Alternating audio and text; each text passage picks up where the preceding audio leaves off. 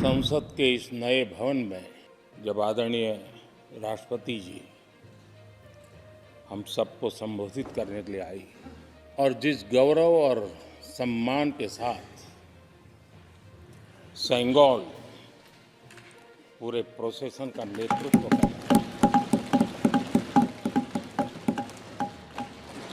और हम सब उसके पीछे पीछे चल रहे थे। नए सदन में ये नई परंपरा भारत के आजादी के उस पवित्र पल का प्रतिबिंब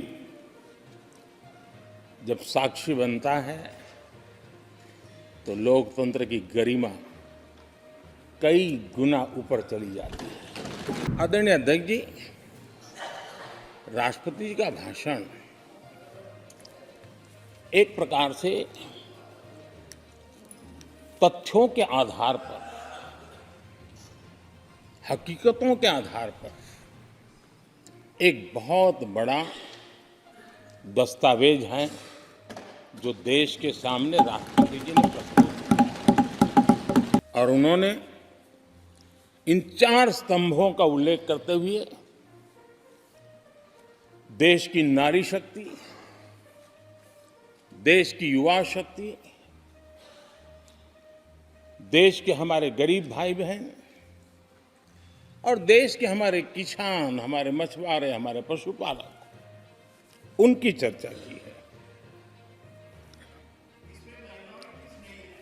अच्छा होता, हो सकता है आपके यहाँ फिशरमैन माइनॉरिटी के ना हो सकता है आपके यहाँ पशुपालक माइनॉरिटी के ना हो सकता है किसान आपके यहाँ माइनॉरिटी के ना हो सकता है महिलाएं आपके यहाँ माइनॉरिटी में ना हो सकता है कि आपके यहाँ युवा में माइनॉरिटी। क्या हो गया है दादा? क्या देश के युवा जी की बात होती है? समाज के सब वर्ग नहीं होते हैं? क्या देश की नारी की बात होती है? देश की सभी नारी नहीं होती है? कब तक टुकड़ों में सोचते रहोगे? कब तक समाज को बांटते रहोगे? सब सीमा करो, सीमा करो, बहुत तोड़ा देश को। अच्छा होता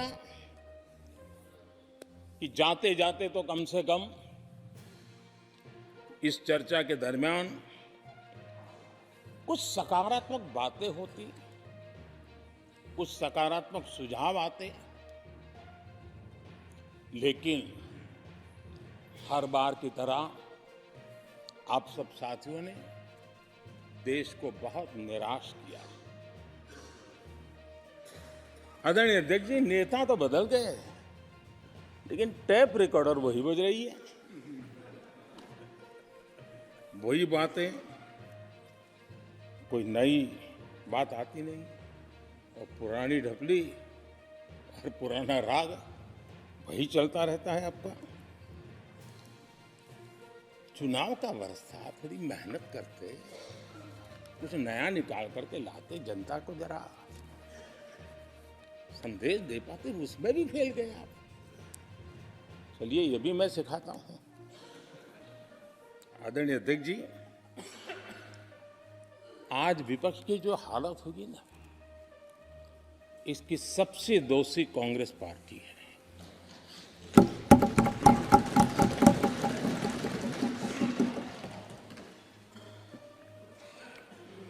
कांग्रेस को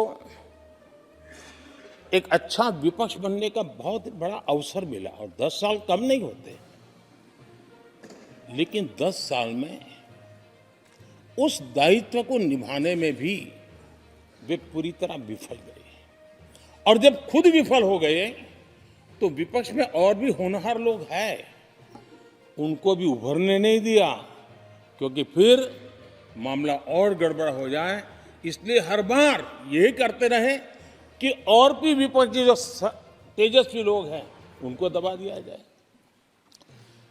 हाउस में कई यंग हमारे माननीय सांसदगण हैं, उत्साह भी, उमंग भी है, लेकिन अगर वो बोलें, उनकी छवि उभर जाए तो शायद किसी की छवि बहुत दब जाए। उस चिंता में इस यंग जनरेशन को मौका न मिले, हाउस को ही चलने नहीं दिए गए। यानी एक प्रकार से इतना बड़ा नुकसान कर दिया है, खुद का भी, विपक्ष का भी, संसद का भी और देश का भी। देश ने जितना परिवारवाद का खामियाजा उठाया है और उसका खामियाजा खुद कांग्रेस ने भी उठाया है। अब अधीर बाबू की हालत हम देख रहे हैं, वरना ये समय था संसद में रहने का, लेकिन परिवारवाद की सेवा तो करनी पड़ती है। अब हालत देखिए, हमारे खरगे जी इस सदन से उस सदन शिफ्ट हो गए और गुलाम नबी जी तो पार्टी से ही शिफ्ट कर गए। ये सब परिवारवाद के भेंट चढ़ गए। एक ही प्रोडक्ट बार बार लॉन्च करने के चक्कर में कांग्रेस की दुकान ताला लगने की नौबत आ गई है। और ये दुकान हम नहीं कह रहे, आप लोग कह रहे हैं। आप लोग कहते हैं दुकान खोलिए, सब जगह पे बोलते हैं, दुकान को ताला लगने की बात आई। राष्ट्रपति जी ने विकसित भारत के रोड मैप पर चर्चा करते हुए आर्थिक पहलुओं पर विस्तार से चर्चा की। अर्थव्यवस्था के मूलभूत जो आधार है उसके की बारीकी से चर्चा की और भारत की मजबूत अर्थव्यवस्था को आज पूरी दुनिया सराह रही है, पूरी दुनिया उससे प्रभावित है। और जब विश्व संकट से गुजर रहा है तब तो उनको और ज्यादा अच्छा लगता है। G20 समिट के अंदर सारे देश ने देखा है कि पूरा विश्व भारत के लिए क्या सोचता है, क्या कहता है, क्या आशा करता है। और इसीलिए मैंने कहा है कि हमारे तीसरे टर्म में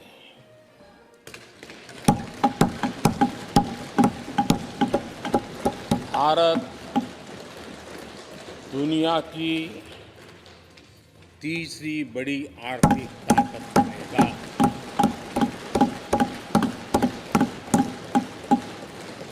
और ये मोदी की गारंटी है। जब हम दुनिया की तीसरी बड़ी आर्थिक शक्ति बनकर के उभरेंगे कहते हैं, तो हमारे विपक्ष में बैठे कुछ साथी कैसा कुतर्क देते हैं। वो कहते हैं इसमें क्या है, ये तो अपने आप हो जाएगा। क्या कमाल है आप लोगों की। मोदी का क्या है, ये तो अपने आप हो जाएगी। उस समय ये ब्रह्मांड के बड़े अर्थशास्त्री कह रहे थे कि तीसरे नंबर पर 30 साल में हम पहुंच जाएंगे। 30 साल। और फिर कहा था ये मेरा विजन जो मैं मनमोहन सिंह नहीं थे उस वक्त, मनमोहन सिंह नहीं थे। बहुत लोग हैं जो ये ख्यालों में रहते हैं वो ब्रह्मांड के सबसे बड़ी अर्थशास्त्री है। ये लोग 2014 में कह रहे हैं और विजन क्या देखते हैं 2044 यानी 2044 तक तीसरी अर्थव्यवस्था की बात। ये इनकी सोच, ये इनकी मर्यादा, सपना भी देखने का सामर्थ्य खो चुके थे लोग। संकल्प तो दूर की बात थी। 30 साल का इंतजार करने के लिए मेरे देश की युवा पीढ़ी को कह कर गए थे, लेकिन हम आज आपके सामने विश्वास से खड़े हैं, इस पवित्र सदन में खड़े हैं और मैं आपको विश्वास दिलाता हूं कि 30 साल हम नहीं लगने देंगे। ये मोदी की गारंटी है। मेरे तीसरे कार्यकाल में देश दुनिया की तीसरी आर्थिक शक्ति बन जाए। कांग्रेस की जो मानसिकता है, जिसका देश को बहुत नुकसान हुआ है, कांग्रेस ने देश के सामर्थ्य पर कभी भी विश्वास नहीं किया। वे अपने आप को शासक मानते रहे और जनता जनार्दन को हमेशा कमतर आंकते गए। छोटा आंकते गए। आदरणीय अध्यक्ष जी, देश के नागरिकों के लिए कैसा सोचते थे, मैं जानता हूं, मैं नाम बोलते ही उनको जरा चुभन होगी, लेकिन 15 अगस्त लाल किले से प्रधानमंत्री नेहरू ने जो कहा था वो मैं जरा पढ़ता हूं। लाल किले से भारत के प्रथम प्रधानमंत्री ने जो कहा था वो पढ़ रहा हूं, नेहरू जी ने। उन्होंने कहा था, हिंदुस्तान में काफी मेहनत करने की आदत आम तौर से नहीं है। हम इतना काम नहीं करते जितना कि यूरोप वाले या जापान वाले या चीन वाले या रूस वाले या अमेरिका वाले करते हैं। ये नेहरू जी लाल किले से बोल रहे हैं। यह न समझिए, यह न समझिए कि यह न समझिए कि वह कौमें, ये न समझिए कि वह कौमें कोई जादू से खुशहाल हो गई। वो मेहनत से हुई है और अक्ल से हुई है। ये उनको सर्टिफिकेट दे रहे हैं, भारत के लोगों को नीचा दिखा रहे हैं।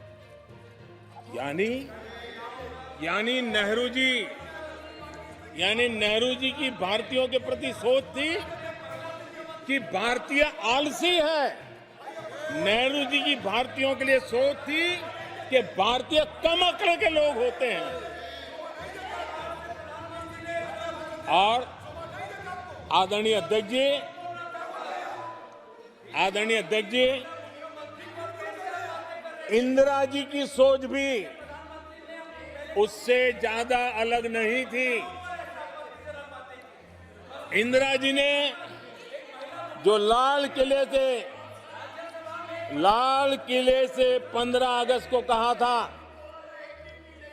लाल किले से 15 अगस्त को इंदिरा जी ने कहा था, दुर्भाग्यवश हमारी आदत ये है कि जब कोई शुभ काम पूरा होने को होता है तो हम आत्मतुष्टि की भावना से ग्रस्त हो जाते हैं, और जब कोई कठिनाई आ जाती है तो हम नाउम्मीद हो जाते हैं। कभी कभी तो ऐसा लगने लगता है कि पूरे राष्ट्र ने ही पराजय भावना को अपना लिया है। आज कांग्रेस के लोगों को देख करके लगता है कि इंदिरा जी भले देश के लोगों का आकलन सही न कर पाए, लेकिन कांग्रेस का एकदम सटीक आकलन उन्होंने किया था। कांग्रेस के शाही परिवार के लोग मेरे देश के लोगों को ऐसा ही समझते थे, उनके विषय में ऐसे ही सोचते। और आज भी वही सोच देखने को मिलती है। कुछ दिन पहले भानुमति का कुनबा जोड़ा,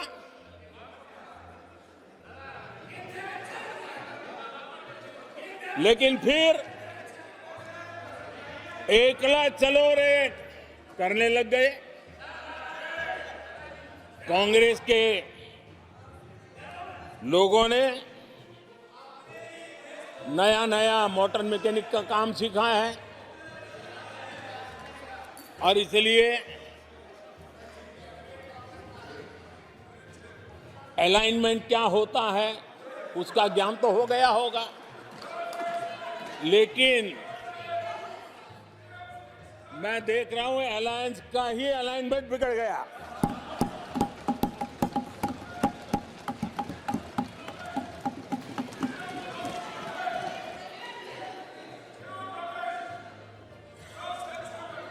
इनको अपने इस कुनबे में अगर एक दूसरे पर विश्वास नहीं है तो ये लोग देश पर विश्वास कैसे करेंगे? आदरणीय अध्यक्ष जी, हमें देश के सामर्थ्य पर भरोसा है, हमें लोगों की शक्ति पर भरोसा है। आदरणीय अध्यक्ष जी, देश की जनता ने हमें जब पहली बार सेवा करने का अवसर दिया तो हमने पहले कार्यकाल में यूपीए के समय के जो गड्ढे थे वो गड्ढे भरने में हमारा काफी समय और शक्ति लगी। हम पहले कार्यकाल में वो गड्ढे भरते रहे। हमने दूसरे कार्यकाल में नए भारत की नींव रखी और तीसरे कार्यकाल में हम विकसित भारत को निर्माण को नई गति देंगे।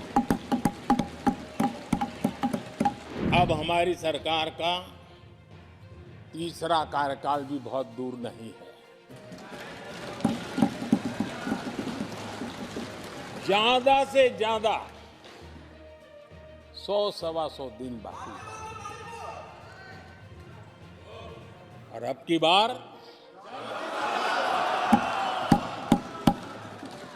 पूरा देश कह रहा है, अब की बार खड़गे जी भी कह रहे हैं। लेकिन अध्यक्ष जी, मैं आमतौर पर ये आंकड़े के चक्कर में नहीं पड़ता, लेकिन मैं देख रहा हूं देश का मिजाज एनडीए को तो 400 पार कर पाई के रहेगा, लेकिन भारतीय जनता पार्टी को 370 सीट अवश्य देगा।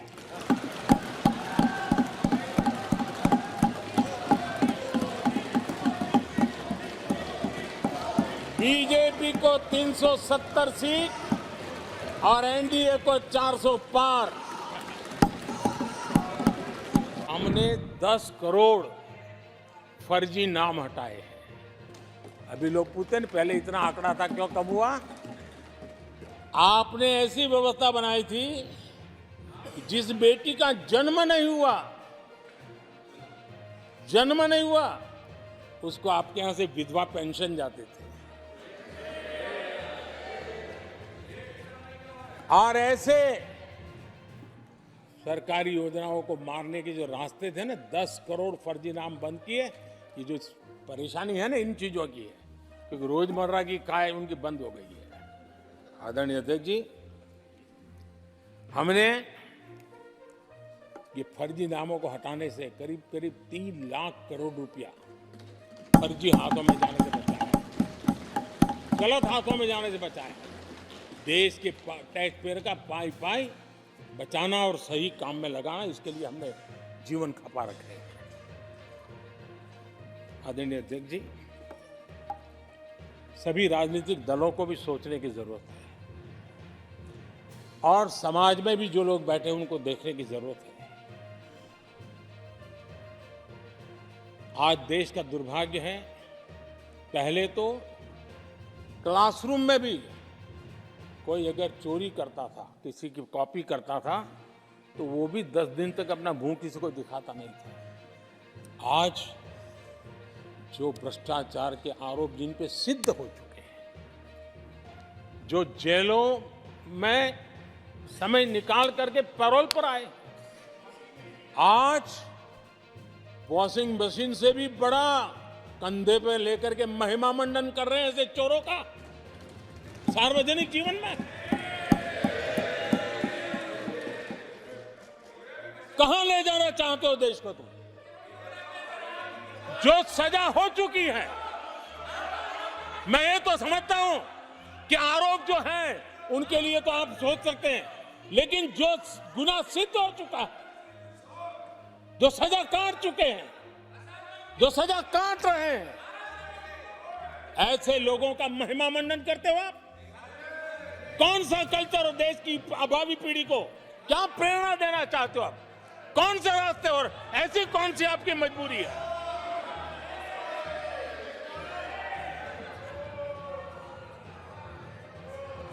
और ऐसे लोगों का महिमा मंडन किया जा रहा है, उनको महान बताया जा रहा है। जहां संविधान का राज है, जहां लोकतंत्र है, माननीय अध्यक्ष जी, ऐसी बातें लंबी नहीं चल सकती हैं।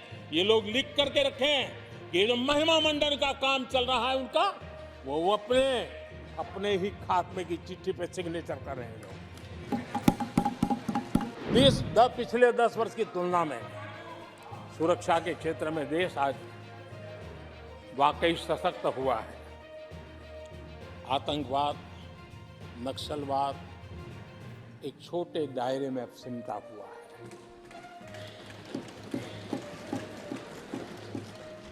लेकिन भारत की जो टेररिज्म के प्रति जीरो टॉलरेंस नीति है, आज पूरे विश्व को भी भारत की इस नीति की तरफ चलने के लिए मजबूर होना पड़ रहा है।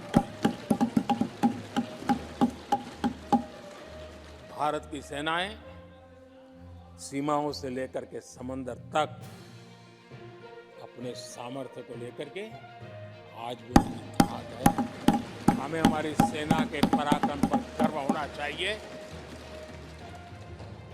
हम कितना ही उनके मोरल तोड़ने की कोशिश करें, मुझे मेरी सेना पर भरोसा है। मैंने उनके सामर्थ्य को देखा है।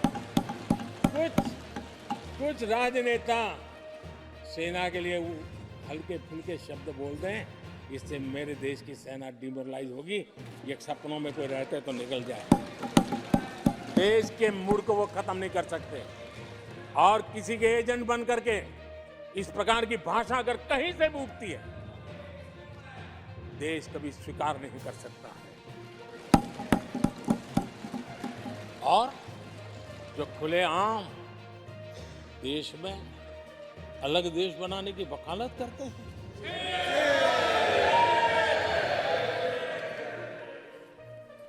जोड़ने की बातें छोड़ो, तोड़ने की कोशिश करी जा रही। आपके अंदर क्या पड़ा हुआ है?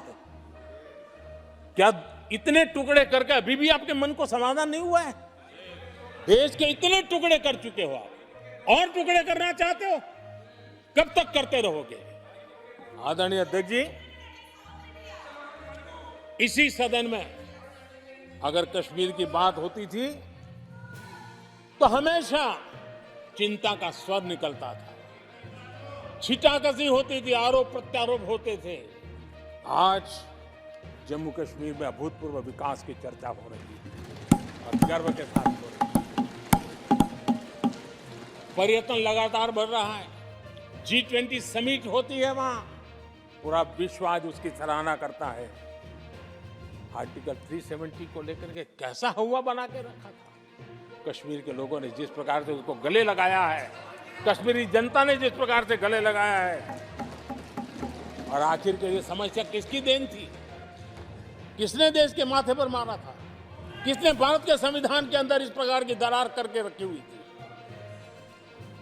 आदरणीय अध्यक्ष जी, अगर नेहरू जी का नाम लेते हैं तो उनको बुरा लगता है, लेकिन कश्मीर को जो समस्याएं झेलनी पड़ी, उसके मूल में उनकी ये सोच थी, और उसी का परिणाम है देश को भुगतना पड़ा। जम्मू कश्मीर के लोगों को, देश के लोगों को नेहरू जी की गलतियों का बहुत बड़ी कीमत चुकानी पड़ी है। आदरणीय अध्यक्ष जी, वो भले गलतियां करके गए, लेकिन हम मुसीबतें झेल करके भी गलतियों सुधारने के लिए हमारी कोशिश जारी रखें। हम रुकने वाले नहीं हैं। हम देश के लिए काम करने के लिए निकले हुए लोग हैं। हमारे लिए नेशन फर्स्ट है।